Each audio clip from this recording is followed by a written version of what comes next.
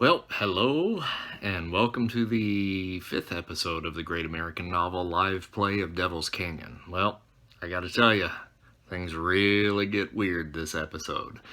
Everything gets turned on its ear, and we are nearing what looks to be the final confrontation by the end of this episode. So without further ado, let's begin. Be sure to like and subscribe. We are going. All right. Hello, everybody. Okay, so let's do just a quick recap of our last session. You guys had been tapped by the Crimson Coyote Gang to build or help build a pair of Gatling guns, which were supposed to be delivered today. And you all came up with a little scheme after hearing through Miss Tipple's contact that another gang is kind of moving in on the Crimson Coyote territory and are working to commandeer the shipment that is coming into Montrose. And Bill went to his old buddy, what was that guy's name? Where'd he go? I thought I had him right here. Roland Hazard. And kind of tipped him in on this potential move by the rival gang. And Dana, what was the name of that gang? I'm sorry, the Shorty Gang? Yeah, that's like the nickname that we gave him, the Shorty Gang. Mm-hmm. And a good portion of the Crimson Coyote Gang took that to heart and traveled up to Montrose in order to confront that gang, at least so we believe. And in the meantime, Lillian has been confronted by a pair of bounty hunters known as the Van Camp brothers, and has been given a task to bring Bill to them in order for them to just forget about the price that is on her head. They were not happy Van Campers. They were not. And then we also were able to somewhat decipher the message that was in that little parchment that had fallen out of Dr. O'Malley's medical book, and have discovered it to be some sort of voodoo ritual or calling or something to that sort. And at this point, I think everybody has kind of dispersed either to their own rooms or homes or Pueblo churches to just kind of soak all of this in and figure out where you're going to move next. The plan was to try to, at some point, bring all of the pieces of the tasimeter up to the Ghost Ranch in an attempt to assemble it before the coming eclipse, with the hope of being able to activate it at that time when energies are at their highest. So did that cover most everything, I think? I think so. Okay. So we left off with Lillian and the Van Camp brothers, and the Van Camp brothers have taken their leave of her room and are basically just shacked up across the hallway from her. Now, there's been a little bit of secret communique between me and a few individuals here before the session began tonight through some private messages. So I think based off of that, I'd like to start with Miss Tipple. What would you like to do at this point? The first thing I'm going to do is I'm going to go to Rusty the blacksmith, and I'm gonna see if he'll let me borrow. We're friends, you know. He lets me go in his cave and take his parts and things. So I'm gonna go and borrow his wagon, and I'm gonna bring it back to the hotel. I'm gonna park it behind the hotel in the alley near the back door. Okay. So So you come out of your room there at the hotel and walk down the hallway, come around the corner to where Lillian's room is, and directly across the hall from her is a gentleman that looks like this. And he has pulled a chair out of his room and is seated in the hallway with his feet up on the wall, pretty much like blocking the whole hallway. And he's leaning back in his chair. He's got his hat just tipped down over his face just a little bit. So he's kind of blocking your way. Pardon me, I've got to get to the outhouse. He looks up from underneath and he says, "Oh, well, pardon me, ma'am." He stands up, moves through the side of the chair and motions to the side. And I just sneak on past, walk on past, and head downstairs.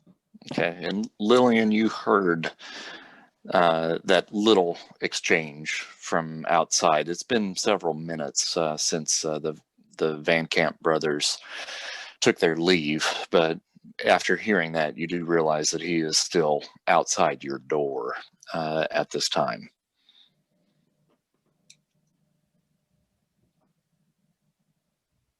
All right. I have definitely been agitated since they left and pacing around my room, thinking about ways out of the predicament.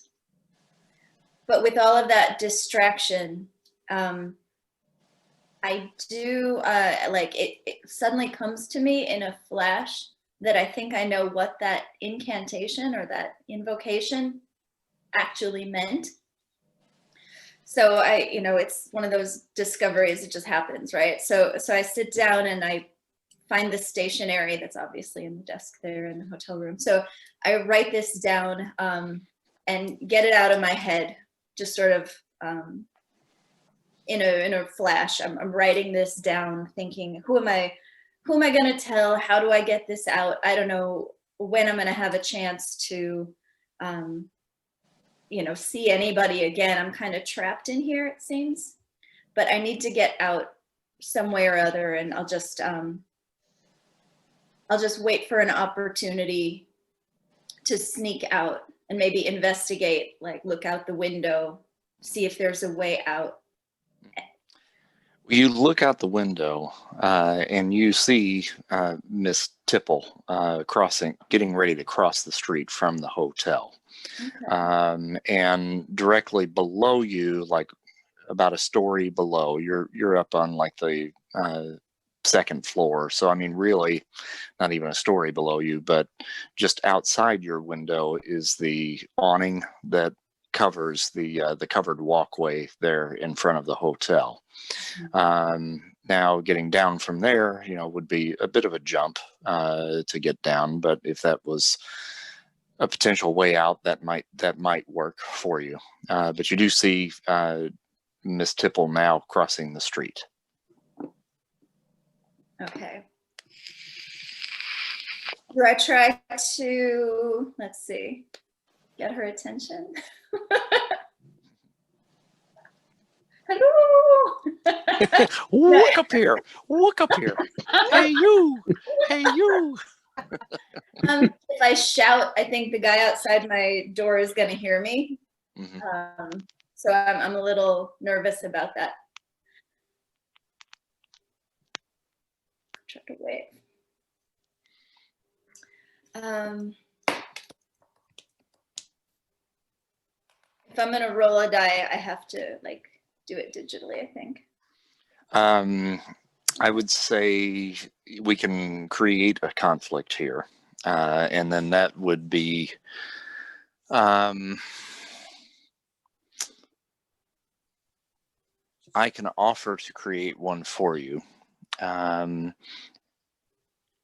And that means that if I create it, if you fail, a potentially negative effect might come of this.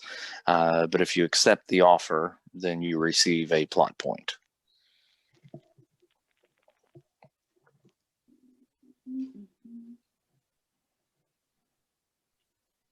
What were the choices? The blue pill, the green pill. Yeah. There's no conflict on the table at this point, other than oppression. You've got oppression outside, being the Van Camp brother that's kind of camped outside, and fear as well. So I mean, if you want to attack one of those, you certainly can, or I can create a new one for you. It's just, if you fail, then I get to narrate whatever effect might come out of that. So is she leaning out the window waving? She was, yeah. Look at here, that kind of stuff. Not yet. She didn't do look up here yet. She didn't do that. Okay. So you do have your back to her at this point. Mm-hmm. I have a mission, so. Yeah, I can wait also, and see what happens. Like I may just be writing right now, and can bide my time. Okay. And is there a certain thing that you're waiting for? If there's some sort of, like if I hear the guy get up to leave, or there's some conversation that draws him away, or something, or if I can create some sort of distraction with the magical potions and smokes and things like that, I may be able to do that. Okay. Do you want to take a moment and think about a potential distraction while I move to Miss Tipple? Yeah. Okay, why don't you do that? So we'll go to Miss Tipple, who's heading over to the blacksmiths, right? So you arrive at the blacksmith. It's just down the street a little bit, still within eyesight of the hotel, so it doesn't take you very long to get over there at all. So you have arrived. I'm gonna look and see if Rusty's around. Mm-hmm. Rusty? What the hell do you want? You know what time it is. I'm real sorry to bother you, Rusty. I just need to borrow your wagon. If it's all right, I'll bring it back in the morning. I've just got to move some of my things out of my room. I'm going to move down the way to a different place. Did you find some place here in town finally? Yeah, I'm going to stay near the Ghost Ranch. Near the Ghost Ranch? Oh, yeah. Outside of town. Yeah, all right. I suppose. Let me. I guess let me get her hitched up. It's kind of late in the evening to be doing this, isn't it? I know. I can handle it if you want me to. I can take care of that. No, I'll come on out and help you. Just hold on. Let me get my pants on. He's in his overalls.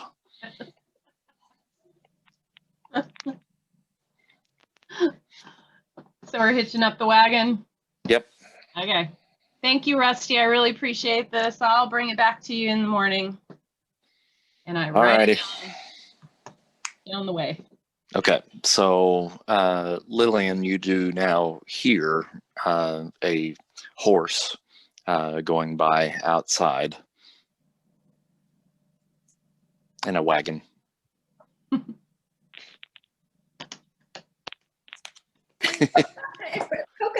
Coconut. So, yeah, I guess I'm still waiting. I mean, I can see through the crack in the door that he's still there. Van Camp. Yes. Mm-hmm.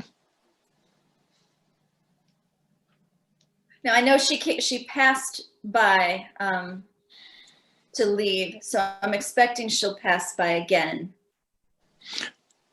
You mean on the cart?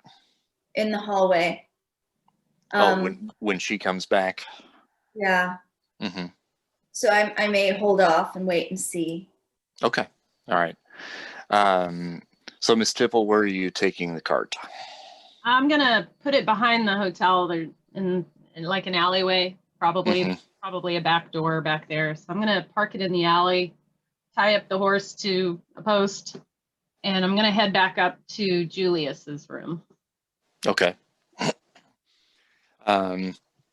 And as you go up the stairs to the second floor, once again, you'll have to pass by Dixon Van Camp.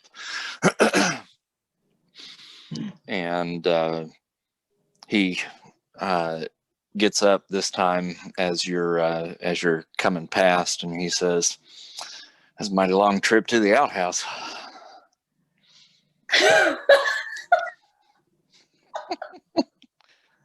Well, a woman's got to do what a woman's got to do. I suppose. Welcome back. Thank you. Are you just gonna sleep here in the hallway? You know, there's lots of beds around. That's true. I suppose me and my roommate here have gotten into a little bit of an argument, and I'm just out here trying to cool off a bit. Oh, I understand. Couples quarrel. I understand completely. We're not a couple, ma'am. Hey, did you ever hear the one about Santa Claus, why his sack was so big? Why is that? Well, he only comes once a year.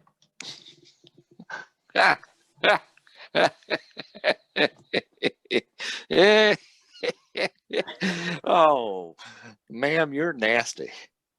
I do my best. That's a good one. I like that one. Well, I'm gonna go head up and talk to a friend of mine. If you don't mind, I'll mosey on. Yep, mosey on then. Evening. Pleasure talking to you. Thanks for the joke. Well, you're mighty welcome. So while Steve's roaring in laughter, I think I've managed to wedge the window open and start to take a look out and chart my course that'll be down to the ledge. And I think if I can skirt down the edge a bit, there's a drain pipe that I can shimmy down. So I'm going to get my change into the most appropriate clothes for that sort of maneuver. And it's dark out, and most everybody's inside from usual fear. So I think I can do that. Okay. So we will add a conflict to the table then, which is escape the hotel. Okay. I'm rolling. Yep, and that's going to be, let's see here.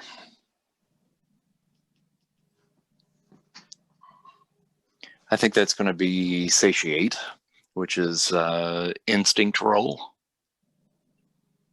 And you are rising, correct? Yes. So if you have any bonuses for that, you may add that as well. So anything on your instinct, plus any bonuses on the instinct as well. So I rolled a 9, and if I'm rising, I'm +2 instinct. No, that doesn't have anything to do with the actual rising, unless you have a +2 next to your instinct. So what is in your instinct box? Wait. Let me see. I think it. What are my choices? Oh, personality and morality. So I don't have a 0. Okay, so the roll is a straight 9. Okay. Hold on a second. Let me see if I can find your sheet here real quick because I want to make sure that you're following me. Okay, I thought I had it here. Maybe I don't. I should be able to send it.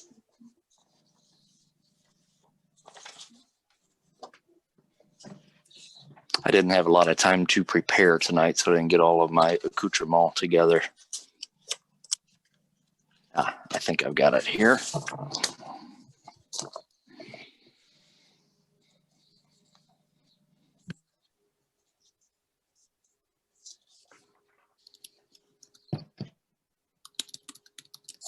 There's Lillian. Okay, yes. So instinct, you have a 0 in instinct. And there are no pluses or minuses when rising or falling in that box for you. So yes, it would be a straight 9. Okay. So that is a success, and you are able to shimmy down without being heard. You probably have to hang off of the ledge just a little, maybe grab onto the post that's holding it up, and then you're able to kind of climb down that way without being heard. Once you're down there, where is it that you would like to go? I'm gonna go, and if that pipe is at all loose, it really looks like it could be part of the tasimeter contraption. So I might yank a piece of that off and stick it into my bag. But I'll continue, and if it's not loose, that's okay. Yeah, that's okay. I think you can probably wedge that loose. So it's always handy to have a little bit of lead pipe. Yeah. And so I'm gonna head over to Elias's place. Okay. Or is he at the docks? I think he's probably. Well, I'll let him answer that. Elias, where are you? I'm gonna stop by the doctor's in order to check in on the Miss Trudy's girl, but I anticipate being at my place. But we're right down the road from each other. We're not far. Okay, so you had mentioned you were going to check at the doctor's place anyway first. So yes, if you do arrive there, you can see that there's a light on inside. Okay. So I guess I knock and see who comes to answer the door. Oh, Miss Lillian, I was not expecting you. Is everything all right? Hi, Elias. Everything's not all right, but I don't want you to worry. You've got a lot going on. Actually, it looks like you're not alone here. Am I interrupting? Oh, no. I'm taking care of a Miss Ava. She is in a bad way due to a bad business transaction. But please, I'll welcome you in. Oh gosh, that sounds horrible. It is, ma'am. Okay. Well, I'll come in. I want to be brief because I've got some business to do of my own, and really, I'm just here because I had to get out of the hotel, and I didn't want to see Julius before I left. I just feel like there's something I wanted to get to him, and I think I can trust you with it, and I want to leave it for you to get to him. I just don't think I can face him. I think I may be about to do something he wouldn't approve of, and I don't want him to think badly of me. So, Well, certainly, ma'am. I can get him a message. Would you like to dictate, and I shall take notes, or have you already written it out? I have written it out, but Well, that reminds me actually, because what I was thinking of giving you was a little roll of money. But your mention in writing it out reminds me that I am carrying this this letter for you. But first, let me give you this roll of cash. I know that you're trustworthy, and I can leave this with you for Julius because he needs this to build the tasimeter. certainly, ma'am. But are you okay? Do you need cash? This is not all I've got. I've got a lot more than people know. Oh no, ma'am. I'm all right. I make it by. Unfortunately, my business has been booming lately, and while the Coyote Gang does not pay full rate, they do reimburse me for expenses. I'm doing all right. Okay. You hold on to that for yourself. It sounds like you may need it if you're in a bit of a way. Well, if that is that Miss Ava all right? Does she need any money? Is she doing okay? Well, You said there mean- was a business transaction and uh, of sorts, yes. She works across the way for Miss Trudy. Are you familiar with her establishment? I am, yeah. Yeah, so honestly, she could use some money right now. I think it would help her out of her predicament. And I would be more than happy to pay you back for anything you gave to her. I could help her with that. We could consider it a loan. But I yeah, appreciate that. You can think of it that way if it helps, but I would feel better to know that this will help somebody. I believe it certainly would, ma'am. Okay. It may be, think about it too. I may be safer without carrying it myself in case of any situations. So I'd feel safer if you kept it and took care of it. And so I will give you a much bigger wad of cash. Yeah. I don't know. Okay, so then I am gonna get out of here and get out of your way hastily. I'm looking out the door, see if anybody's behind me. But before I leave, I can give you this this note that I've written. But I'm not sure how I can do that without. Can I do that privately? Well, step What's that? inside. What's that? You can step inside. It's all right. Miss Ava is sleeping. If you're uncomfortable with me, ma'am, I understand. It would not be the first time somebody's made a comment as such. I don't take offense. A fine woman like yourself and an older man like me behind closed doors is something to get tongues a wagging, especially in this town. But would you like to step inside, ma'am? Would you feel more comfortable?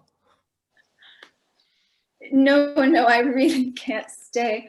Let me just give you this letter. I'm going to dig around in my bag. It's buried under. Ma'am, is that a lead pipe in your bag? It is. Maybe I should leave this with you too for the tasimeter, along with the tool that I picked up from the eel boy. I'm sorry, the who? It's a long story, Elias. Don't. Oh, yes, you said you wanted to be brief. Confusing is perhaps a better word, but. So, Lillian, are you looking to try to give Elias the translation that you have kind of come up with? Is that what you're working on? You could probably share it through here. Kurt, you might be able to tell her how to do that. Or if you wanted to just post it on the Facebook page or send it in a message to Mike, you might be able to do that. Good idea. Because I know in the chat, in some Zooms, I'm able to do it, but I wasn't able to do it here. Let me put it in. I sent you a private chat, ma'am. It's a new type of correspondence from the telegraphy company. I tried. It's quite fascinating. It's something called encryption, I think. It's a way to almost like a secret code. I made you co-host, so whatever I can do, she feel it. We have a spill to do everything here. Just a moment. Let me see if I can vamp somebody. Okay, so while that's happening, let me just check in with Bill. So Bill, you've headed back up to your encampment up at the top of the hill at this point, right? Yeah. Was there anything up there that you needed to do, or were you planning on just turning in? I was planning on just getting up there and just, maybe having some dinner and whatever, because I knew we were planning some stuff for this evening. But I think it was just that we were parting ways for the late afternoon, and might just have something to eat and then start heading back into town once the sun starts to set. Okay. Yeah. And we're definitely at that point now as far as sunset and so forth. So once so you head back I'll into town, saddle up Clyde, and head on down. You really could probably be getting back and just seeing Miss Tipple heading into the hotel at that point, after she had hitched up the horse from behind the hotel. So you maybe would have noticed her walking back in, maybe not noticing what it was that she had done before, but maybe you witnessed her coming out of the alley, from behind there. Okay. So. All right. Well, I'll tie Clyde up there at the hitching post and head into the hotel and head upstairs, see if I can catch up with Miss Tipple. Okay. So okay. So you go upstairs, you hear a conversation up there, and a really terrible joke about Santa Claus from up at the top of the stairs. And a little bit of laughter coming from a male and a female, and the gentleman says, well, mosey on then, and you hear footsteps walking off as you're coming around the corner. Go ahead. Well, I'll kind of, as I'm heading up the steps there, I'll kind of take pause because the male voices are unfamiliar, and it kind of raises my awareness a little bit. Mm-hmm. And especially with the one voice kind of allowing somebody to pass, which is kind of an odd thing for a hotel hallway. So I'll kind of just step back down onto the first floor and take a seat near the bottom of the stairs, in the lobby or the bar or whatever's down there, and just kind of bide my time and keep my eyes and ears open. Okay. While you are there, you kind of have your attention drawn a little bit, up towards the steps and so forth, but you catch something out of the corner of your eye through the window, and it seems like it's a billowing skirt that is just hanging from the awning that then kind of shimmies down out of sight. All right, so something's definitely going on, and I will step out, under the awning just outside, and just kind of post up there and try to keep an eye on both. Keep an eye on the entrance to the hotel and kind of see what's going on down the street, and just kind of take that sort of protective stance and see what's going on, because I wasn't expecting all this commotion. Well, once you kind of look out the swinging doors there, you can see just not in the very far distance, Lillian kind of scampering across the street and heading down towards the doctor's office. Okay. I think with with what I've seen, she obviously climbed out of her room upstairs and took off, and so there's obviously something going on upstairs. So I'll head back in and just kind of start, with the awareness that I have, start heading upstairs and seeing what I see up there. Okay. You get to the top of the stairs, come around the corner, and you see a man seated in a chair outside of a room, which is kind of odd up here. It's a very narrow hallway, so there's really only enough room for one person really to walk down the center of the hallway. So he's kind of blocking the hall. And then once you make an appearance around the corner, he kind of does this. He's sitting there and just kind of yawns a little bit. He looks over at you, and then he looks again. He says, "Excuse me, feller. I just need to scoot past you here." Yeah, sure. Yeah. And he gets up, moves to the side, and lets you pass. Thanks. Now it is a friend of mine's room up here. I'm just coming up to say hi. Well, don't let me stop you. Oh, don't worry. Much obliged. Then I go and knock on Miss Tipple's door. Okay. You go around the corner where her room is, and you hear, as you're getting ready to knock, you hear a door open from the hallway that you just came out of, and then shut. Okay. I will pull up the knock and just sort of get the hand on the gun and kind of turn towards that noise and just stand there and wait for a minute. Okay. And there's silence. No footsteps? No footsteps. I'll go ahead and knock, but still keep my attention towards the hallway. We'll take it as though Miss Tipple has already entered. Well, let's backtrack just a moment here. So, Miss Tipple, you've gone to Mr. Julius's room. This is a little bit before this. So you've just told your joke, come around the corner, gone to Dr. Julius's room, and you've knocked, I assume, at this point, yes? Dr. Randolph? Yes. Who is it? Are you please? awake? I am. I'm working. Who is it? It's Miss Tipple. Can I come in?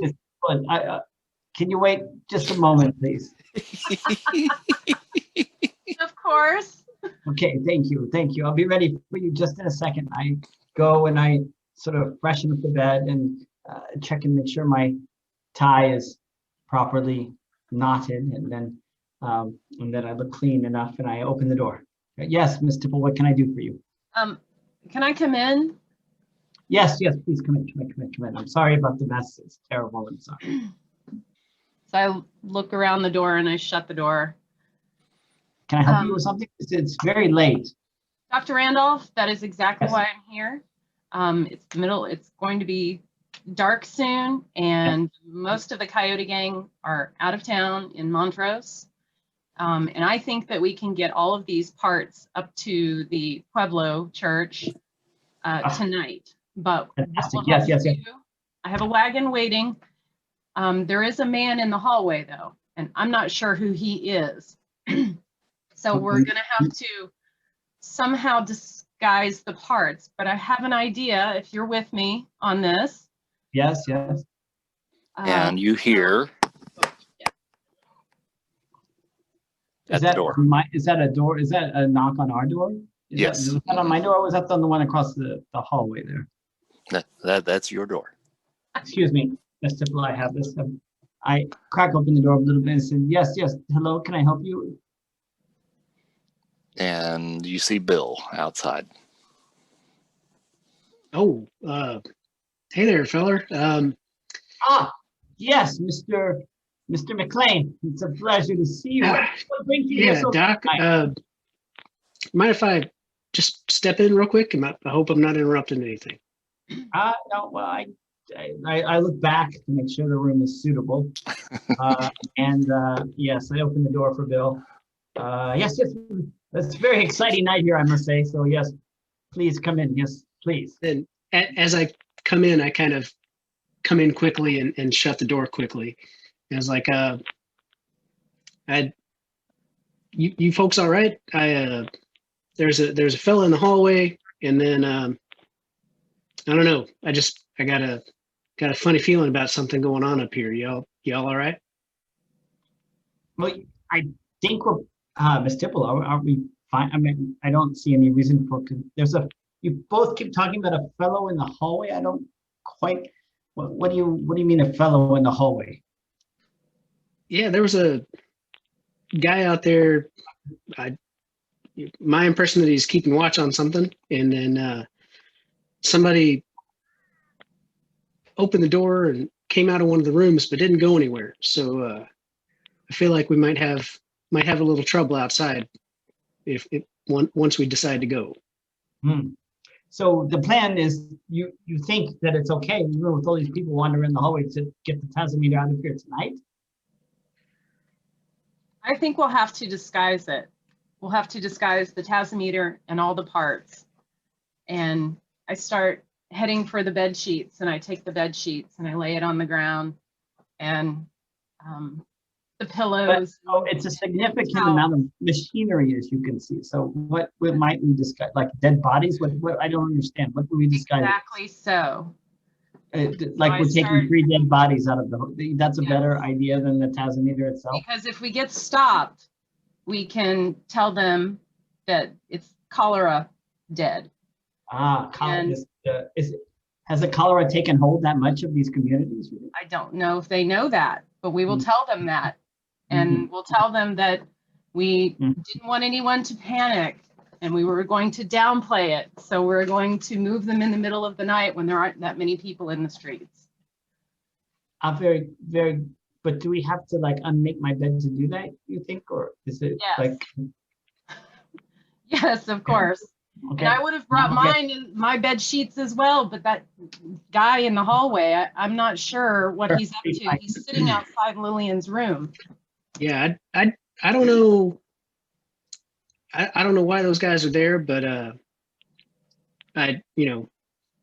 back you up on whatever you got. But I don't know if that I don't know if they're gonna care if they're cholera dead or whatever gizmo y'all got going. But I don't know. You have your arms. Got a bad feeling about those guys. You have your arms prepared in case something happens. You ready? Always, yes. Very good, very good. Well, it sounds like a somewhat doable plan, somewhat. But so, yes, let's go for it. So let's take apart my bed. Go for it. Have fun. So we're tying up the bits and pieces and putting the parts in there, and et cetera, et cetera.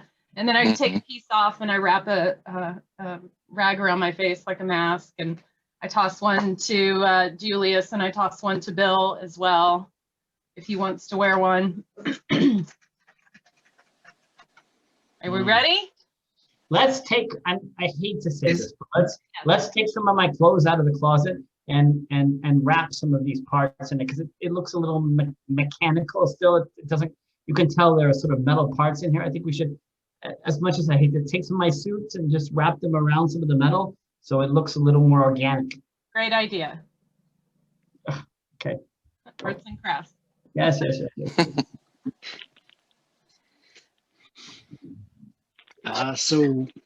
So we ready to go? I think so. I suppose so. You too, Mr. McLean. That is. Why don't y'all let me go first, and then we'll see what we got going. And the wagon's out the back, so let's go down the back stairs. All right. So I guess we open the door and start dragging what we hope looks like cholera-ridden dead bodies down the back stairs. I'm going to go out. I'm going to go out crying, okay? Because they know I was staying here, so it's my family, okay? Was going to pretend that it's my mother and father who visited me, and they passed away from cholera, okay? So I'm gonna cry a little bit as we go out the door. You'll be a little sad. Here we go. All right. And on that dramatic note, I'm going to switch back to Lillian. Okay. Well, I've pressed this letter into Elias's hand, and I'm going to take my leave, but I try to explain to him, as you know, in my disjointed and quick way, that this came to me in a flash. I could be wrong, but it just seemed so clear to me that when we looked at it the other day, earlier in the day, there were just too many meanings presenting themselves for any one to make sense. So it was a jumble. But that's because if we have to take them all together, like the multiple unfathomable possibilities taken all at the same time in a sort of singularity of otherworldly outcomes. Only then can we see what might occur if these words are spoken, if they're heard by those souls whose ears have long since ceased to hear, and by the physical forms whose spirits have fled. So with that, I'm trusting you with this interpretation, and I really have to go. So if he has nothing, if he is standing in stunned silence, I'm going to make my leave. And indeed, it appears he has been stunned into silence. Ma'am, do be careful. I'll get your note to Julius, and I pray we shall see each other again. I too, Elias. Thank you. So I am heading out, and my intention before I go to see the Manconi troupe and rejoin my traveling band of troubadours, I'm going to have, if I can find him, a conversation with Cornelius. A careful and short conversation. That you want to have a conversation with Cornelius? Yes. Okay. Just you, and not the magician, just you. Right. Okay, got it. Okay. So the best place to catch up with him is going to be at the gambling hall. Okay. Because that's usually where he will hang out, especially at this time of night. Okay. Elias, did you get the message that she left you, and have you had a chance to read it? As she wandered away, I looked at the note, and while I understand it's for Julius, Elias can be a nosy man. And yes, he looked at it and read it. Okay. And then do you have any sort of reaction to that? Oh dear. This is getting very real very fast. I suppose I need to go see Julius and get this to him as soon as possible. And I'm going to turn around and look, and Ava's still kind of passed out. So I'm going to go in and open up a drawer and take that giant wad of cash and set it in there. Wait, was that supposed to go to Julius? The small wad of cash. Yes. So the big wad, I'm gonna yeah. So I'm gonna put a lot of it in there. I'm gonna take the stuff for Julius and put it in my pocket and check on her, and then lock the door and start heading over to the hotel. Shuffling that way. All right, and Bill had to leave for just a moment, so I'm going to now shoot back to Lillian, and we'll have the conversation with Cornelius. Okay. So I'm arriving at the gambling hall. Do I see him? Yeah, he is seated at the bar and kicking back a scotch. Okay. So I guess he's Mr. Callahan to me. Mm-hmm. Yep, and he is seated there with Nelson Morrow and Sherwood, his brother. Okay.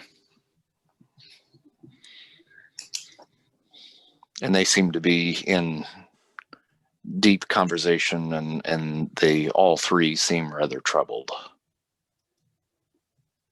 Okay. Mr. Callahan? What is it? You're the magician lady. Yes, I am the magician's assistant. I wanted to have a word with you. It's sort of important, and I think you'll want to hear this. Well, I suppose you've got my attention. Would you mind if we stepped aside? Whatever you got to say to me, you can say in front of my boys. Okay, this is of a personal nature. Are you sure? Well, this is my brother, and this is my right-hand man.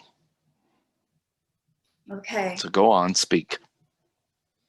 Well, as you know, I not only assist the magician, but I also sometimes hear voices and receive messages from beyond. And I received an unexpected message that I'm led to believe is a message from your son, who What now? there were two voices coming together almost as one, and they spoke as your son who has passed, or sons. Does that sound familiar? Does that sound possible to you? Yes. Yes, it does. I lost two of my boys. I'm sorry. Well, what did they say? The message was clear enough, I suppose, that I wanted to share it with you in case it was of use to you. And I don't mean to make you tear up in front of your right hand man and your compadres there, but I wanted to let you know this message was to convey to you that they miss you, but it wasn't a message of comfort. They wanted to reveal to you that there was not just a single cause of their demise before their time.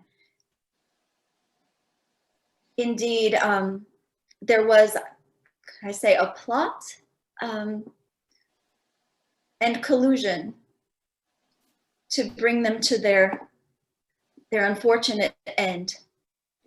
And this involved, and please don't blame me for passing on this message. They said, waiver. Waverly.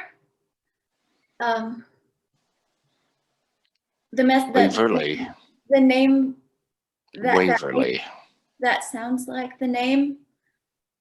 And in addition, two others who are strangers to this town, but were a part of this business, who now stay at the hotel on the second floor. They have arrived from the west. God damn it. Those sons of bitches. And it was, I mean, they bear no, well, they bear a little bit of ill will toward these gentlemen. But it was this waiver character who wanted to be in your good graces and didn't feel that was possible while the sons were alive. But son of a bitch. But certainly the two gentlemen at the hotel, the strangers to this town, are really behind the machinations that brought about this circumstance. Well, Mrs., you've done a good service here tonight.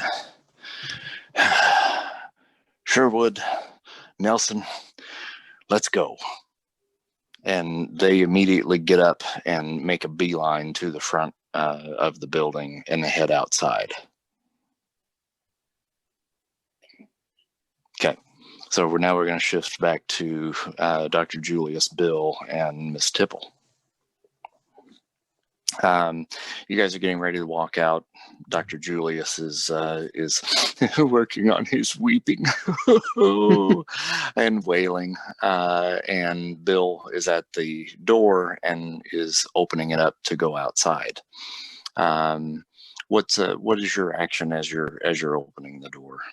I just I've got, pushing the door open, or I guess pulling the door open, and I've got kind of a hand on my hip, not exactly on my gun, but ready to go. And we all have masks on, and I think we all have the intent to act like people getting, diseased dead bodies out of a room. And so I'm kind of opening the door and looking back and getting those, trying to act like I'm coordinating getting bodies out of a room. Okay. So you step out, the door opens outwards, and start motioning this way, and you see at the end of the hallway there, the corner that you had come around to get to Dr. Julius's, you see the gentleman that you had walked past, Dixon here. And as soon as he sees you, you hear him say, "Hurley." No. And another guy comes around the corner looking like that. All right. And Hurley speaks, and he has his gun drawn. And he says, "Well, I'll be a ding-dang son of a bitch. Here we are in Devil's Canyon, and look who just walks right into our little hotel. Bill McLean." Hold on, fellas. We, you know about this cholera outbreak going on. We got a couple of people that just died of it in here. We're just trying to get them out. All right, well, I suggest you keep your distance. well, why don't you just leave them in there, shut the door, and you come right on over to us. All right. I kind of look over my shoulder and tell Miss Tipple and the doc to hold back a minute. And I'll step out there and I just step out into the hallway. I don't walk towards them. Hand on my pistol. Now, take it nice and slow. You're going to walk right on over here to me. I start walking. Excuse me, gentlemen. Look, I'm sorry. Something I know is going on here, but you don't appear to be wearing masks, and you have to understand that this color is very dangerous. And these dead bodies here, you could get it without the masks. I don't know what's going on between you two, but just know you are in a severe state of danger at this very moment. Bill, why don't you shut old Fancy Dan up there, tell him to get back in that fucking room and come on over here to me. Your lives. I'm trying to help. Doc, you just hang back. I'm gonna have a conversation with my friend up here. Please. So Just try. I'll just Now shut the door. I'll just start walking towards him. I don't shut the door. Okay. Who else you got in there? We just got a couple of bodies and a couple of people trying to get them out. All right. Are they armed? They are not. Guess I'm gonna have to take you at your word since you're walking towards me like that. That's what you got. From behind you, Bill, you hear footsteps clambering up the back staircase to this hallway. Okay. And around the corner, you hear another voice that says, "Hurley Van Camp, you son of a bitch." And you whip around and you see Cornelius Callahan. And that's from behind me. From So, behind like, you. I'm between him and the Hurleys. You are, yes. All right. And then, of course, his brother Sherwood is right behind him, and his right-hand man here, Nelson. All right. I'll be like, okay. Well, it seems like y'all know each other. I'm just gonna step back into the room here. It sounds like you guys have urgent business. I'll You leave you stay to it. right where you are. Don't you move a muscle, Bill McLean. That's Hurley. All right. Sounds like you gentlemen have issues with Mr. Hurley over here. And Cornelius says, "You shut up." Hurley, you've been in business with my son. I don't know what the hell you're talking about. You turned him against me. I don't even know your son. What were you gonna say, Bill? So is that you were just bragging about that? You were just talking about cheating somebody, and that wouldn't be your son, would it?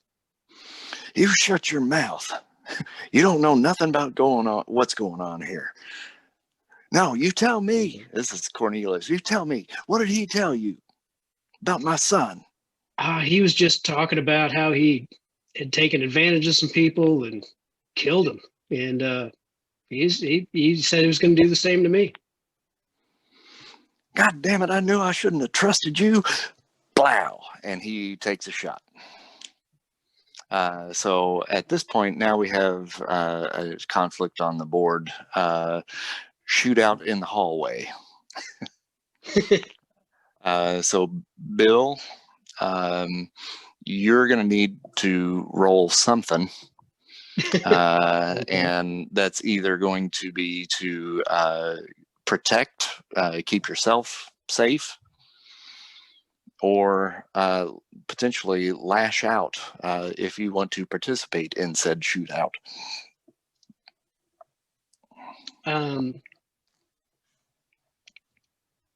I think I will. I believe that Bill would kind of instinctively participate and fire toward the Hurleys. Okay. Along with the fellow that came up behind me. Okay.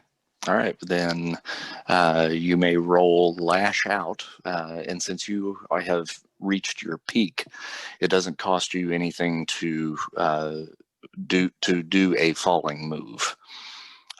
So now you are still rising, so that is an instinct roll. So if you have any pluses on your instinct, if you have a 1 in instinct and then a +1 if rising or anything like that, you add both of those to it. Okay, I just have a regular 1 for instinct. So. Okay. And I just rolled a 7. Okay, so that is an 8. So that is a success. So gunfire erupts in the hallway. And the first shot fired comes from Cornelius Callahan. And because it happened just so quickly, you didn't really have time to really get out of the way. You were probably making a move for your gun, which is probably what saved you. But it does clip your shoulder. So you take just a little flesh wound to the shoulder, but you whip around and take a shot, and you end up shooting Hurley and taking him down. And the gunfire kind of continues, and Dixon takes a shot at Cornelius and catches him right up here in the shoulder. Sherwood pulls his gun, or he already had it drawn anyway, and he ends up shooting Dixon. And bullets then are just flying back and forth. Dixon kind of leaps over to the side and starts shooting around the corner. And through this melee that happens here, Hurley and Dixon are both shot dead in the hallway. Cornelius is bleeding pretty profusely from the wound that he took. He also ends up getting shot in the lower belly, like right around his appendix area. And Sherwood, his brother, after taking his shot at Dixon, ends up getting shot in the eyeball, and he falls over dead. And kids, that's what happened when you don't wear your mask. That's right. So I try to kind of, after I take my shot and things are going back and forth, I try to just kind of back into the room or like slide down and back into the room.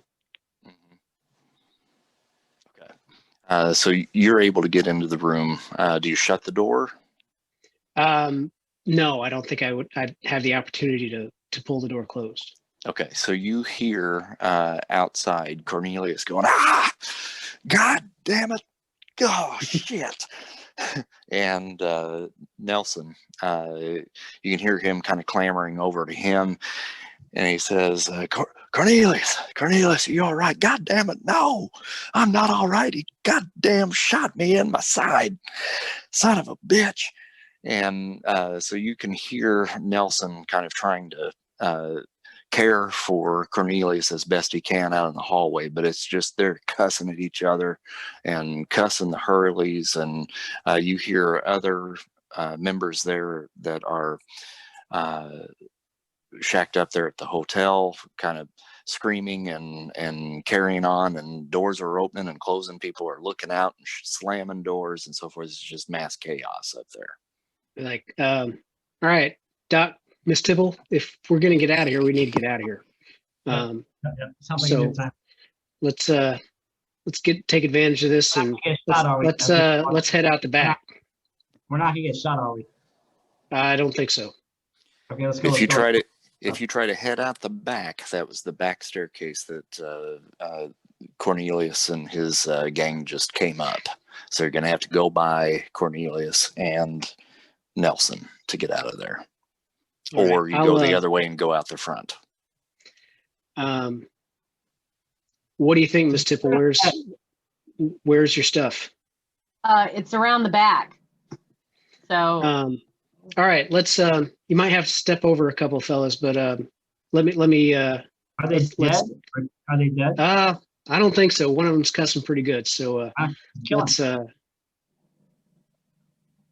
let's head out into the hallway. I'll go first. You guys grab the stuff.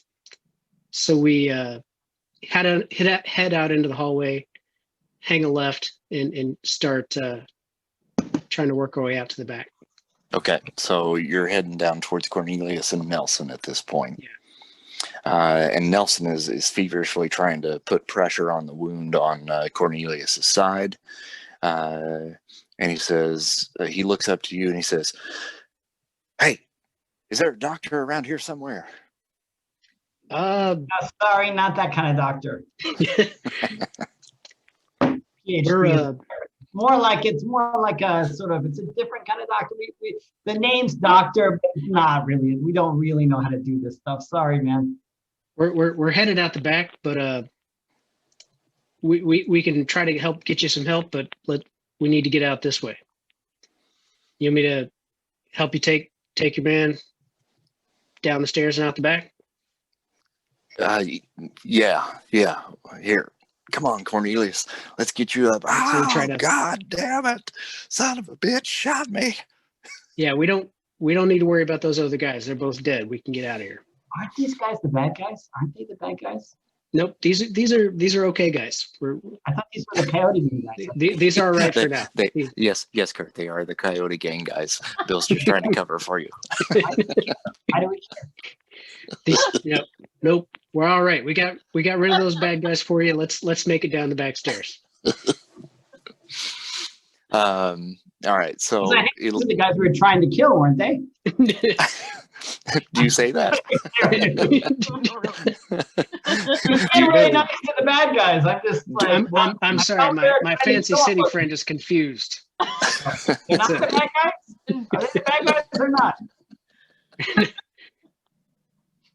Good, bad. It's a sliding scale. Let's yeah. Just I just need to make the coming out the door. Elias, from your vantage point across the street over there, as you're kind of heading back to your house, you hear the gunfire coming from the hotel. And Lillian, I'm not sure what you did after the Callahans took off. You were still at the gambling hall at that time. Did you take off right after them, or? I took off and headed out to talk to Manconi. Okay. All right. So we'll take you by the hotel, which you do see them running into the hotel as you're going that way. So is that still your intention? Yeah. Okay. Now, I should say at this point, we certainly have moved on into chapter 4, the ordeal. So everyone gets a plot point for moving forward, and we probably should take a moment to take a look at our motivations and see how that has changed. So we'll start perhaps with Lillian. Okay. What is your motivation now? My motivation is to get out of town safely. That's the main thing. I feel affinity for these people that I've banded with, but the only reason I'm here is because I've been trapped here. And now that my past has come back to haunt me and retrieve me back to some sort of justice on the West Coast, I feel like my shenanigans with Cornelius has like probably led to preventing the Van Camps from tracking me. So I'm trying to get out of town. Okay. Dr. Julius, is your motivation still the same? Here in the desert. Yep. Okay. Still trying to build that damn tasimeter. Okay. Getting closer. Elias. I see the opportunity to eliminate the Coyote Gang, so that's my motivation, is to just get rid of every one of them. Okay. Clear out the town and set us back to normal. Okay. Bill. I feel like I'm just kind of in for a penny, in for a pound to help these people out with whatever crazy thing they got going on. You know, they're kind of the only people I've been able to associate with, and they all seem like good people. So he's in for it. Okay. And Miss Tipple.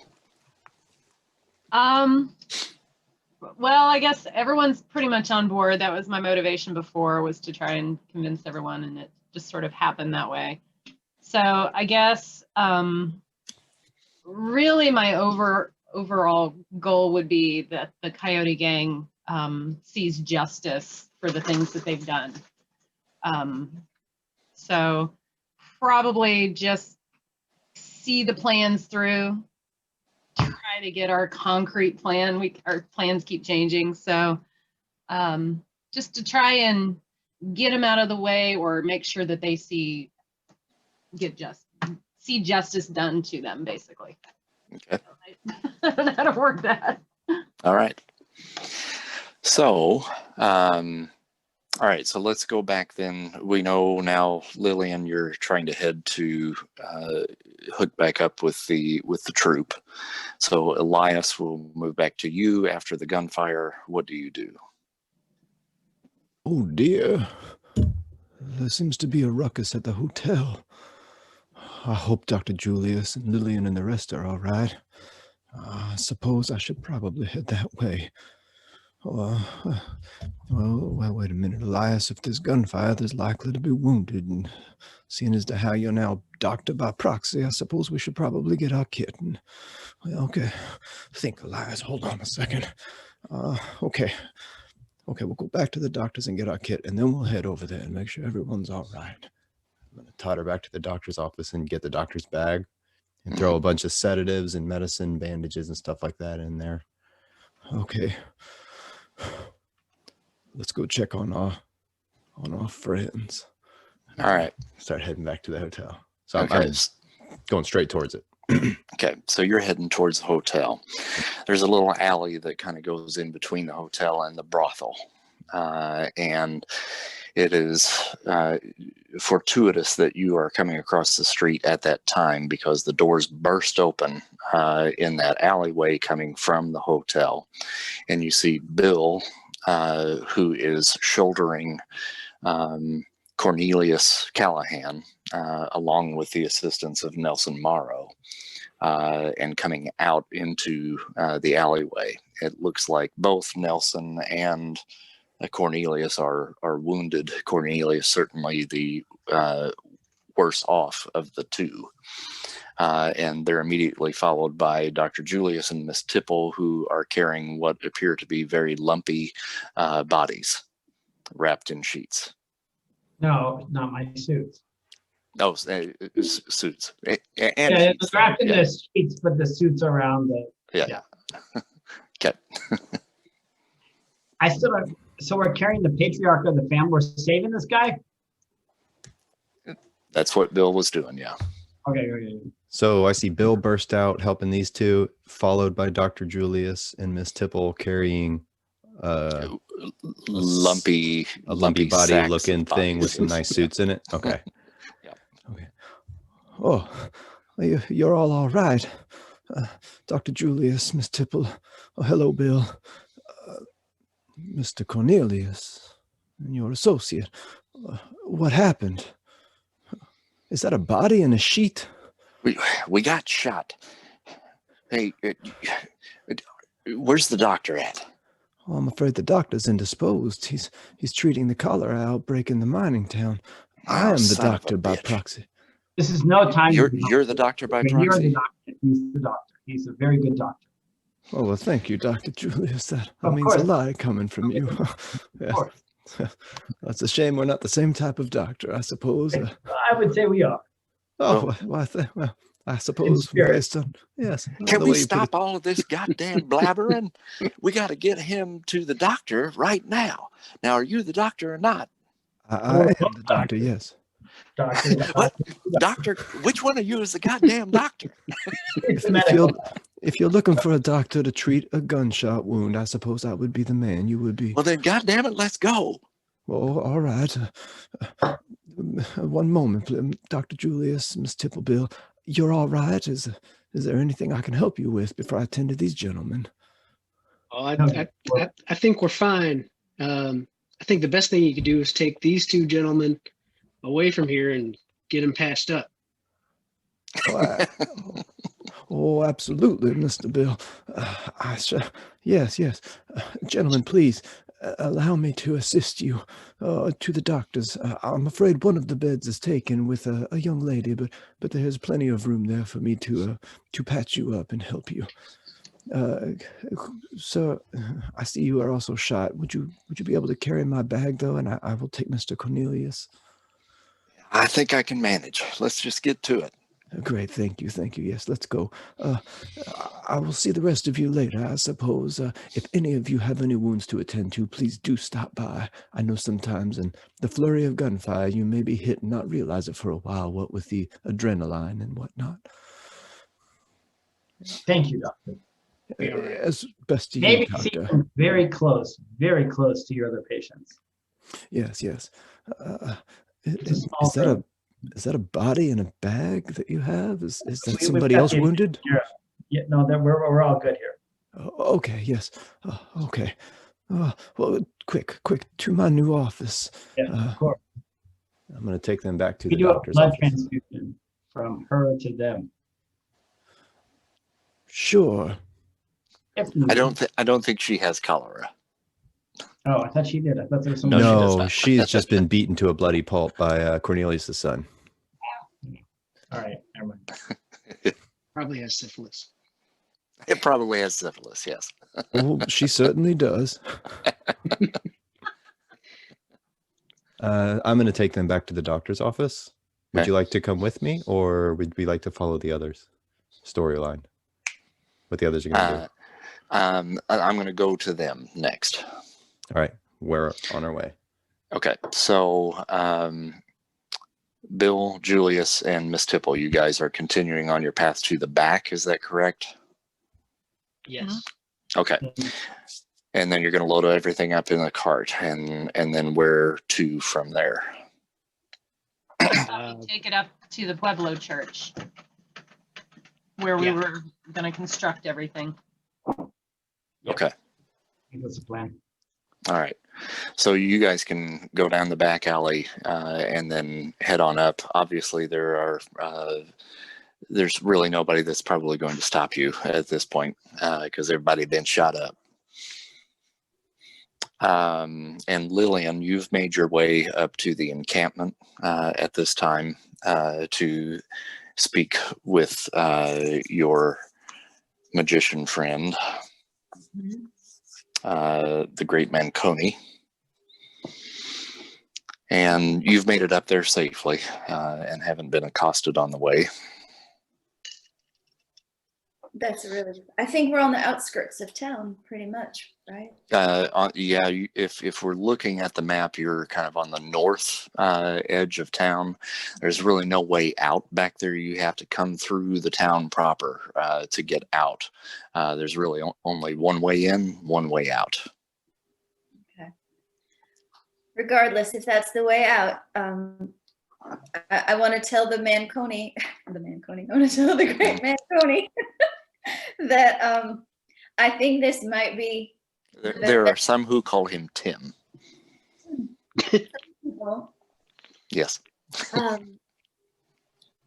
Well, okay, I want to let Tim Manconi know that this may be the best time for us to, or for him to, get the troop out of town.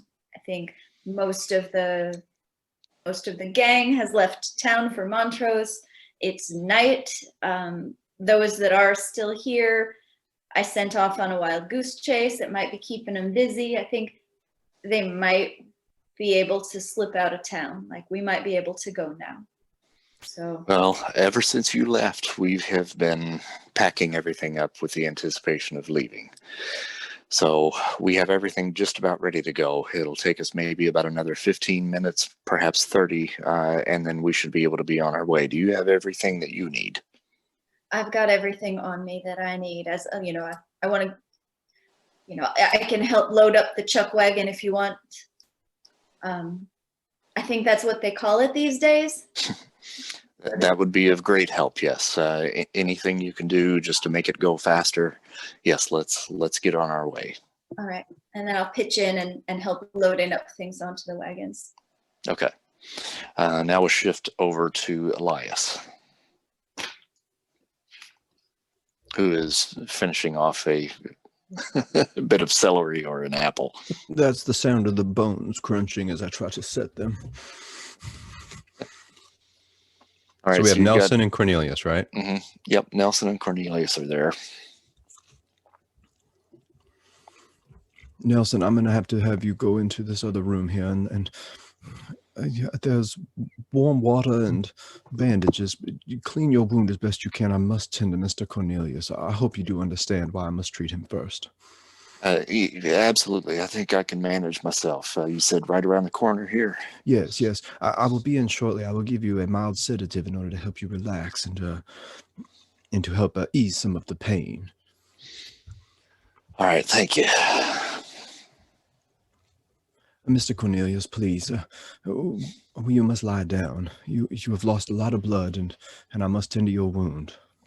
God damn it. Get this goddamn bullet out of me. Absolutely. And I hope you understand. I'm relatively new to this, but I do know my anatomy. The way the bullet is gone through here. Through the appendix, like right down at the base here, and then he got shot up here as well. Yeah. Okay, 2 shots. Mm-hmm. I will have to tend to the upper extremities first. The lower extremities are very dangerous, but the upper extremity, if that bullet He reaches up and he grabs your tie and he pulls you right to him. He says, just get the fucking bullets out of me right now. Absolutely, sir. I apologize. I know I tend to ramble sometimes. It's just, I get into my medical bag and I get my little vial out of my sedative.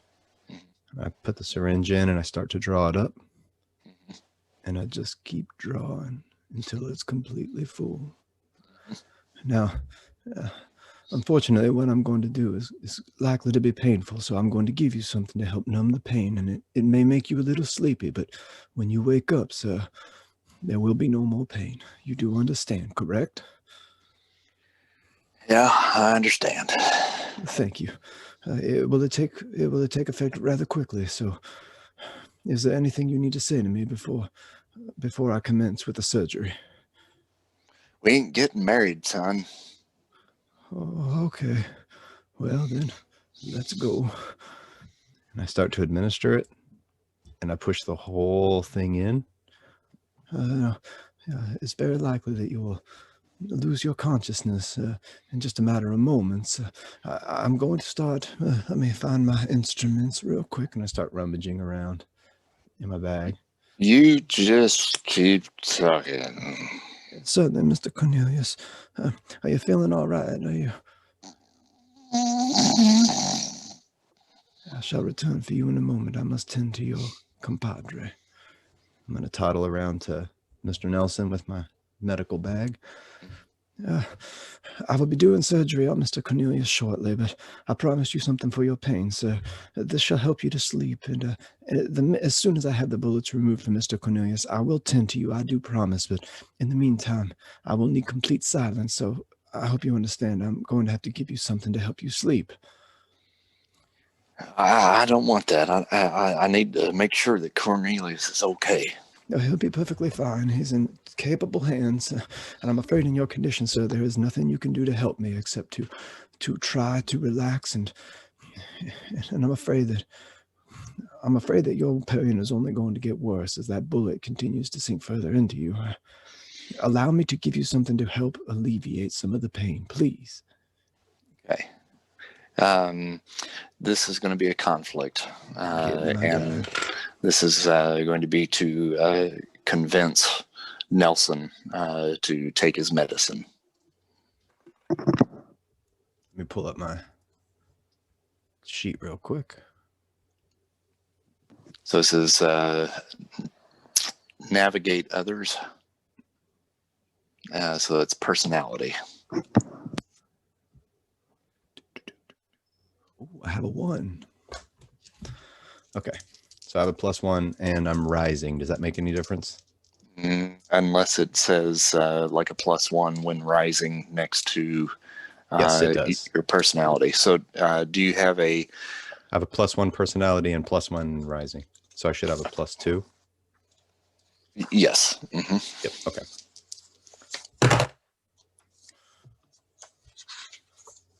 I rolled a 5 plus my 2. Okay, so I got you a 7. Mm-hmm. Well, he's very resistant to it, but he says, "All right, that's fine. If you need to give me this, that's fine. I understand, but you take care of him. You hear me? Or else I got 1 bullet left in this gun, and if he isn't alive by the time I wake up, that bullet's going right in your skull. You hear me?" I understand completely, sir. I promise you, Mr. Cornelius, there's nothing you need to worry about with him. The man will not be in pain. I will take good care of him. He will be perfectly fine. Okay. All right, so he lets you give him the medicine. Give him the medicine. Now you're going to get sleepy, and sometimes it takes effect relatively quickly, but I will make sure that you are taken care of as well, and you guys are in good hands. So don't worry about it. You just remember what I said. And he's out. All right. All right. I suppose it's time for me to get to work. You can do this, Elias.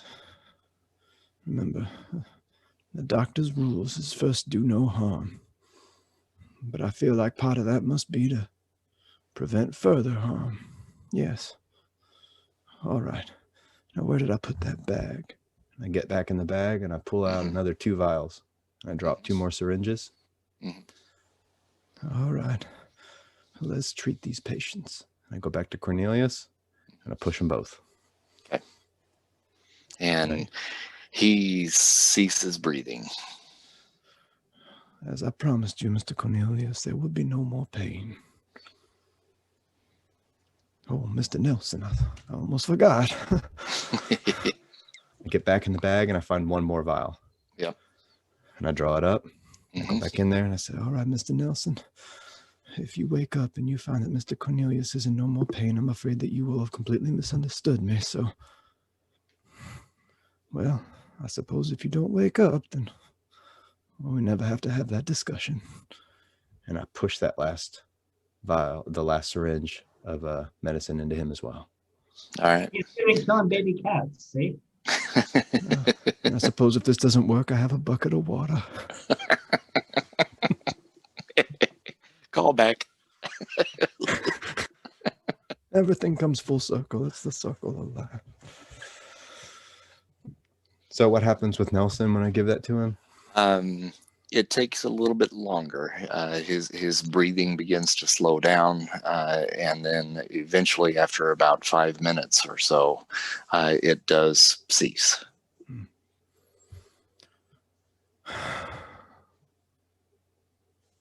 This wasn't the plan, but I suppose the end results are the same. I'm going to go back in and check on Ava. Okay. She sleeping or? Yep, still asleep, but breathing fine. Oh, Ava. We get out one more vial, and we've now created a serial killer. No. I'm just going to lay my hand on her forehead. I believe that things are going to be all right in our town. And I'm sorry that this happened to you, but I hope that when you wake up, you understand that the things that were done here were done for good. Now, if you'll forgive me, I need to go do my other job. My original calling, I suppose. There are bodies to be buried. And that's a good transition right there. That's a good line there, Elias. Well, he spends a lot of time talking to himself. So, Dr. Julius, Miss Tipple, and Bill, you guys have made it up to the ranch, Ghost Ranch. And I should say, in your journey up the hill, you do take note, it is extremely dark out here tonight. No moon in the sky, which Dr. Julius, that keys you into the fact that the time is certainly drawing near for the eclipse. It's completely clear skies, and all you see are stars. Yes, it's a very good time. We must set up quickly. We must assemble the tasimeter very quickly. I have the diagrams here. We can all work together on it. Okay. We need to set it up on the highest hilltop with no shade. Well, Okay. there will be no shade tomorrow in a very open space. Okay. And the highest one we can find close to the little abbey. Okay. And then is it your plan then to try to do as much of the assembly then tonight as possible? Oh yeah, well, I've assembled most of it. We were able to, I made it so that it could be easily transported in 3 parts. So with the 3 bags, we could fold it up and we can almost put it together almost like a pre-built set. We can do it very quickly, probably within 3 hours. Okay. All right. And it's getting probably close to midnight at this point. So Should have it up by 3 or 4 a.m. We should be ready by tomorrow. okay. All right. So if you guys are going to work on that for a while, Dr. Julius, you are the expert on putting this together, so I will make you roll for this one. Absolutely. So this will be assembling the tasimeter is your conflict. Yes. You know, for half a second there when you leaned over and I just saw your elbow, I thought you weren't wearing any pants. just about. That would be But Okay, I'm rolling the actual dice here, the 2 little. Okay, I have rolled a 9. This is taking care of a need. Yeah. So that's a flat roll, so that's instinct. So if you have any pluses Plus in instinct. 1, so we have a 10 on that. Okay, so then you have narrative control. Yes, so it seems to go according to plan. We assemble the tasimeter and the structure is reaching up approximately 15 feet off the ground and approximately 12 feet in diameter. And it's fully assembled now and we seem to have all the parts in place. Nothing was damaged on the way. And we're ready for this eclipse tomorrow. So I think everything has gone according to plan. And I think we are ready to to actually activate it upon the eclipse tomorrow. Okay. Thank you. Thank you, Bill. Thank you, Ms. Tipple, for all your hard work on it. Pleasure. Happy All right, to so help. Lillian, while they are in the process of assembling the tasimeter, you and your magic troupe are getting ready to head out of town. Yes. So the great Manconi gathers the rest of his troop, and there are 4 wagons in the caravan. And he pulls you up to sit with him at the front of the caravan, and he says, "You know, I want to thank you for this. I know that we have been trapped here for the last several weeks, and whatever you have going on in your life, I know you and I have had skirting conversations with your past, and I know you've been very protective of it throughout our relationship, and I have respected that. And I want to know that, you know, you are part of this family and a valued part of this family. You asked, you know, before you left, when I asked you to check around town and see, you know, what our chances were of getting out of here tonight. You asked if I would leave you behind. I would never do such a thing. I know I'm maybe not the bravest soul that you've ever met in your travels, but once you are a part of this troop, you are always a part of this troop, and you are part of my family, and I adore you, and I look forward to much better adventures along the path that we are now taking." Tim, I'm touched. I really appreciate what you said. Like, it means a lot to me. And I really appreciate the chance that you took picking me up on that dusty road when my wagon broke down. So thank you. Well, I do believe that you have brought true magic to our company, and we have many more tales to tell as we journey on. And this conversation takes you pretty much through the town and on the outskirts, and as you're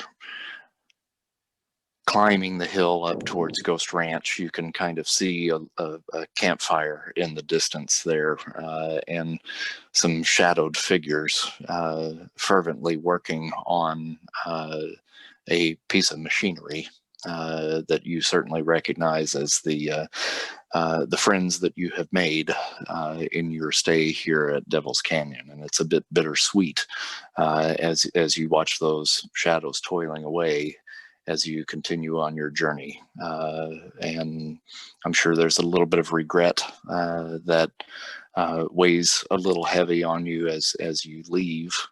But you also take some heart in the knowledge that whatever it was that happened after Cornelius and his right and left hand man departed for the hotel, you know that the 3 of them made it out alive. Absolutely. So your journey takes you several hours up the road. It's pretty slow moving with the caravan, and you are probably maybe about an hour and a half or so out of Devil's Canyon. And up in the distance, you see some lone riders kind of heading your way. It's very dark out, but your eyes have kind of gotten accustomed to the darkness at this point, so you can make out some shadowy figures up ahead, most of which are on horseback, but several that are just walking behind the horses.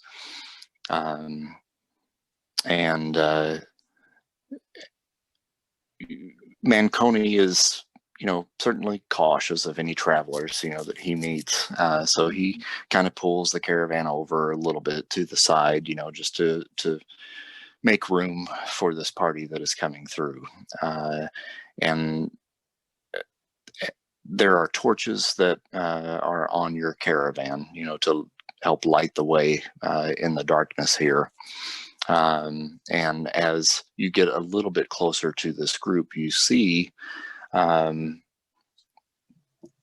several individuals that look rather familiar to you, just a few little faces. This is Waverly Callahan here, and his best friend, Ethan Wood. And some of the other figures also, bear some resemblance to some of the other members of the Crimson Coyote Gang. But as the light hits them, you can see what appears to be like an emptiness in their eyes. And upon closer inspection, they seem to be covered in blood and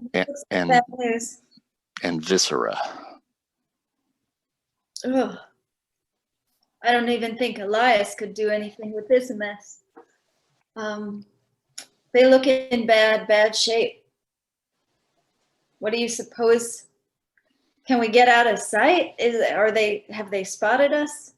Well, they're right directly in your path, and there's really nothing in between. It is just desert here. So to get out of their way would take you off of the road, and it would endanger the carts for sure. Yeah.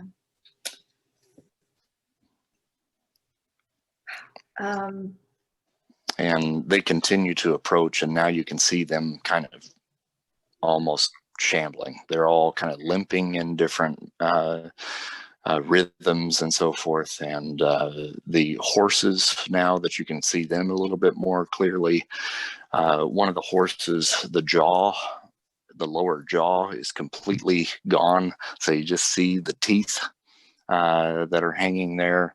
Several of them have holes in them, as do some of the individuals. And as the light hits them and they're getting closer, they certainly now have taken notice of you all, and your horses that are attached to your wagon begin to whinny and neigh and rear a little bit. They are scared of what it is that is coming your way. Okay. Well, they have clearly spotted us, and I don't think we want anything to do with them. I'm afraid I might have left my lead pipe back in town. So can I create some sort of a distraction? I mean, they see us and they seem to be drawn toward us and our torches. If there's some way I can use some of those phosphorus scrapings that I pulled out of the cave to create some sort of attraction away from our path. Yeah, that will be a protect roll, which is instinct. And the conflict is now zombie horde. Okay. 9. 9. Okay, did you have any pluses on that? No. Okay, so straight roll. Yeah. Okay, so phosphorus is where you're going with that, right? Okay, so you take the phosphorus and blow it out towards them, and it causes a big flame, and it catches Ethan Wood here on fire. And he then begins to shamble and throw his arms up in the air, and he lets out this unearthly growl / moan, the likes of which you've never heard before. Just this.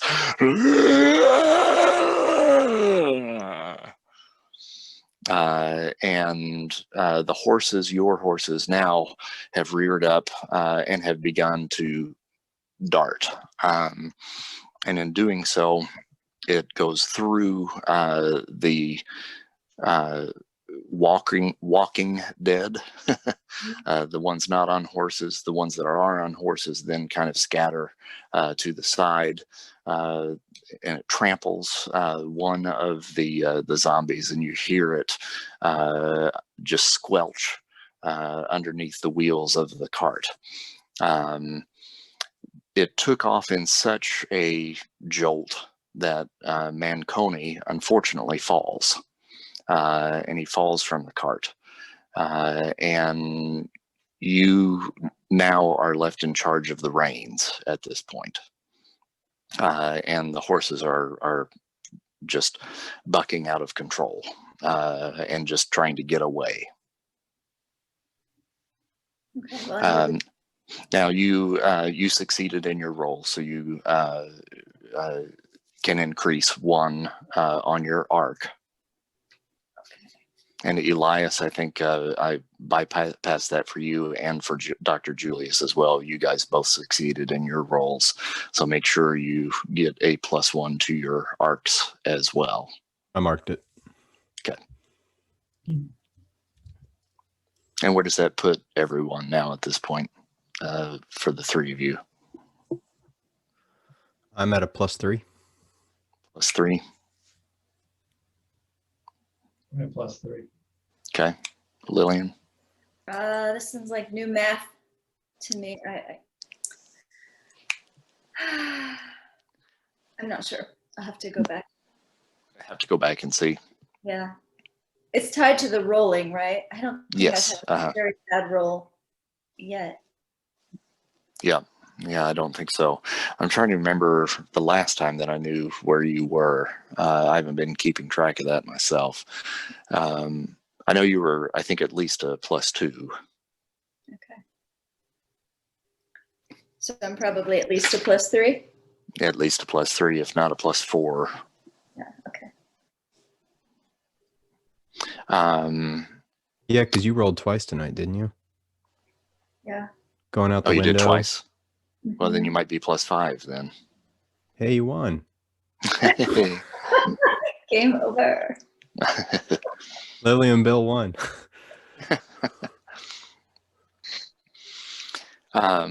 So at this point now, there's a new conflict on the table, which is the wagon is out of control. So you'll have to gain control of the wagon. Okay. And that would be a protect roll once again. Yeah. I just rolled a 2. Oops. All right. So you are doing your best to try to get the horses out of control. And unfortunately, everything you do is completely in vain. And they are running over rocks and boulders and so forth. And once it finally hits one of the larger boulders, the wheel breaks and the horses, the connective wood that connects the horses to the wagon itself breaks, and they run off. So you are now stranded out there with those things off in the distance. Now you've got a pretty decent amount of distance between you and them, but you can hear off in the distance the screams of your fellow troop members that are attempting to fend off whatever these creatures now have become. Oh, well, that's not good.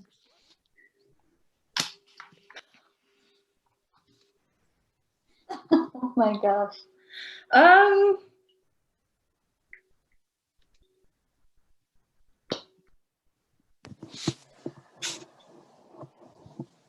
This is not what I trained for.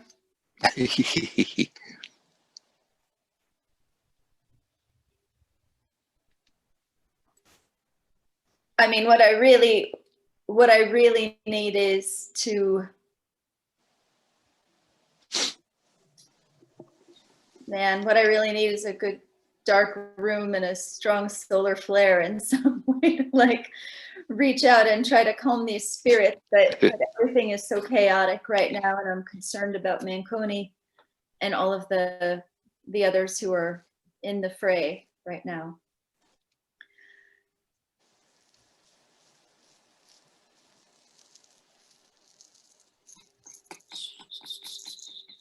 Zombie horde, what do I do? All right, I'm going to let you think about it, and then we'll go back to Elias.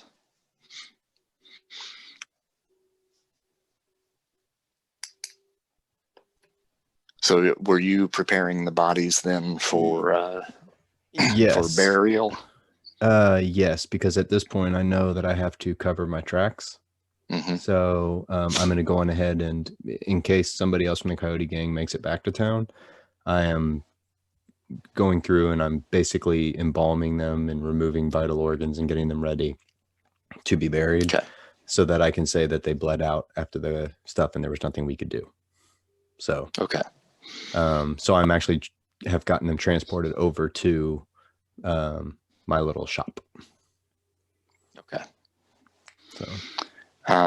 So are you just going to lay them out, to be able to start working on them? what time is it? A little after midnight at this point. Well, it's late and I'm pretty tired. Mm-hmm. So yeah, I've got them pretty much both laid out in my little room, and ready to be worked on first thing in the morning. Okay. Because I don't expect anybody to come back tonight. That'll give me enough time. Okay. So, well, gentlemen, I do hope that I've been forgiven for what I have done, but I do feel that, well, you understand you weren't good men. And sometimes a good man must do something bad in order to stop an even worse man, so. But, well, all of this devilry has really tuckered me out, so I suppose I will retire and I shall attend to you both in the morning. I assume that you will both be comfortable here. Well, this is a little Undertaker humor. I'm sorry, not many people understand. Well, good night. And I go to close the door on the back of the room, and I'm going to go to sleep. Okay. So I'll switch back to Lillian. Have you decided on what you want to do at this point? I'm gonna see if I can, my first attempt is gonna be to see if I can possibly do something a little more intense than that flash distraction to try to protect. I mean, I understand we're sort of under attack right now, right? Mm-hmm. There are scraps going on. Yeah, the horses took you pretty far away from it at this point. So I mean, you would have to make your way back to the location of the rest of the caravan. So that's probably a good football field away. Okay. So in the immediate safety that I'm experiencing, I'm gonna see if I can possibly reach through to the spirits that I know are there, always with us, and see if they can present some sort of pushing back, just like a gentle barrier to protect the caravan. Mm-hmm.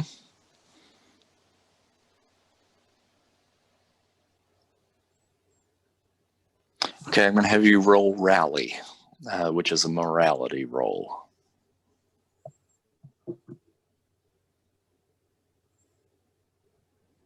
Okay. This is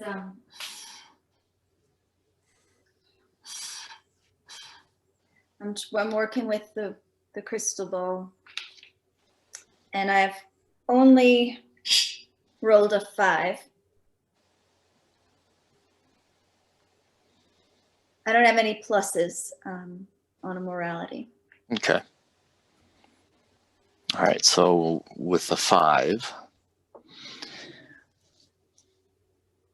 Um, what are you using there? This is the crystal ball. This Okay. is Chekhov's gun.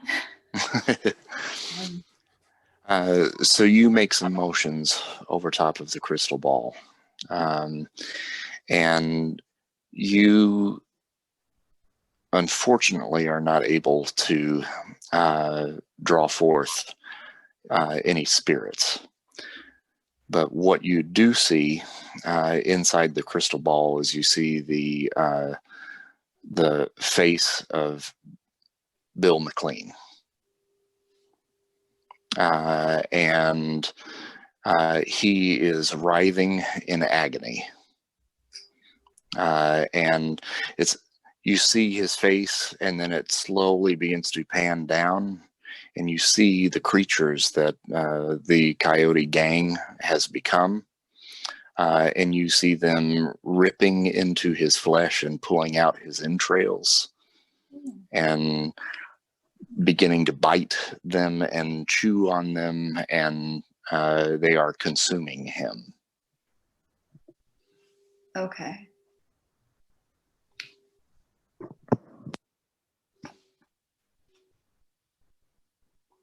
I need to commandeer a horse and get back to warn my friends. You have a plot point? I have lots and lots of plot points. I can't just give you a horse unless you spend a plot point. I have a cat. I have this cat. Would you like to ride a cat? Yeah, I would. Yeah, I'll buy a pony. Okay. As it happens, one of the other horses has gotten loose from the caravan, from behind you, and it is running your way in order to attempt to escape the horror that is happening, and you're able to get in front of it, and it kind of rears up, bucks up just a little bit, but it recognizes you, and you're able to calm it down enough to where you could mount it.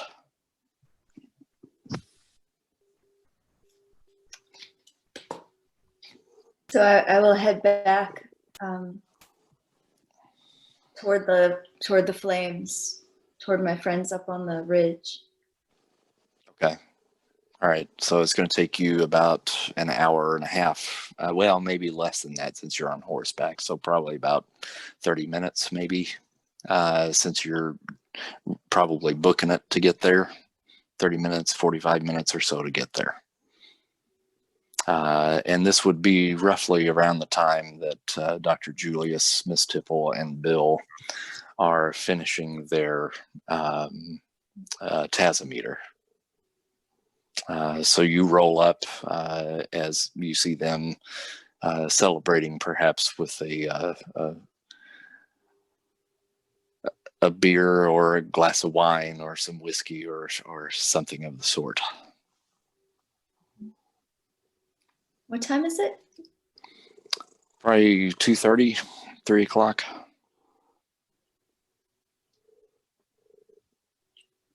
Julius, you're up so late. This isn't. Oh, my dear Lillian, how has your night been? As you can see, look, we finished the tasimeter. It's such a fabulous night. We're celebrating here, not with champagne. That didn't go so well, but with what we could find in the local bar that we brought with us. So would you care for a glass? No. Where did you get the horse? Bill, don't even ask. It's quite a story. Are you okay? Am I okay? Bill. As far as I know, I got a little scratch earlier, but No. feel okay. No what? No demons. Your entrails are still intact? Again, not that I know of. I think I'm all I right. had that problem. You went away for about half an hour there, remember? You ate something or something? What? You ate something bad. You said you had to go away and just, clear the system. I don't know. Is that what you mean by entrails? I think. I maybe something. I problem tonight. I'm not sure why. You don't have to go into detail, Bill. I just wanted to make sure you were okay. Yeah, I saw something frightful, and I needed to come back and warn you. There's a oh my gosh, I don't even. We were speaking the other day about revenants. Is that the word? I'm afraid I have some bad news. Lillian, what are you talking about, dear? You have a horse and you're talking about revenants? Yeah, I'm a little shaken up. I've just been on the, I'm a little dehydrated. I haven't slept in so many hours, and there's this Hieronymus Bosch situation behind me. I think Bill's in danger, and it looks like there's been some sort of a tear in the fabric between the spirit world or the demon world and our living world. I've seen figures on fire but alive. I've seen horses with dislocated, ghostly jaws, disfigured bodies covered in blood and gore, and they're coming this way. But also in the crystal ball, I saw a vision of Bill being torn apart by these spirits. So I'm so glad that everyone's okay at the moment, right? Have you been drinking or doing something else? Why don't you get down off that horse, dear? Are you calling me hysterical? Oh. Well, why don't you come down off the horse and kind of explain things that we don't quite understand what you're talking about. All right. And then I'm going to, due to the sake of time here, I'm going to shift really quickly back to Elias. Elias, you've turned in for the evening and you've rested your head on your pillow and you've drifted off to a nice, comfortable sleep. But then partway through the early morning hours, you are awakened by a noise coming from somewhere in your abode. A loud thump. Hello? Is there somebody there? Dr. Julius? Bill? Doctor.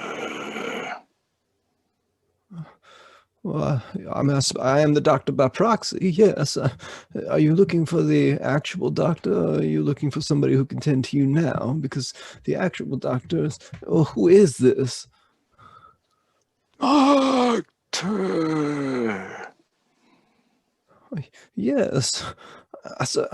I will make the assumption that you need to be treated now. Then you sound as though something is wrong. Where is this noise coming from? It's coming from out in the area where you do the embalming. I'm gonna go over and unlock the door and slowly open it up. Is there somebody in here that needs help? And you peer through the door and you see Cornelius standing there. Have you already stripped him nude for the embalming? Of course. All right. Well, Yes, he's standing natural. there as naked as the day he was born. And the wound where he had taken the shot in the shoulder and in the lower abdomen has turned gangrenous and is seeping a green and bloody mucus. And he has that same kind of bloody mucus kind of coming out of his mouth as well. And he says, "Doctor!" And from behind him, you see his buddy Nelson as well, who is now walking towards you with the same gory look as the leader of the Crimson Coyote Gang. And that will be our cliffhanger for the next episode. Where's that medical book? Bum, bum, bum. Okay, you wanted zombies, you got zombies. Didn't even turn a tasimeter on yet, and there's zombies running around. I don't know what. Okay, so that's it for today. The twists and turns that we have taken and where it has led us. Stuff's happened tonight. Huh? Lots of things have happened tonight. Yes, indeed. I did not expect most of that. Neither did I. Until last week. But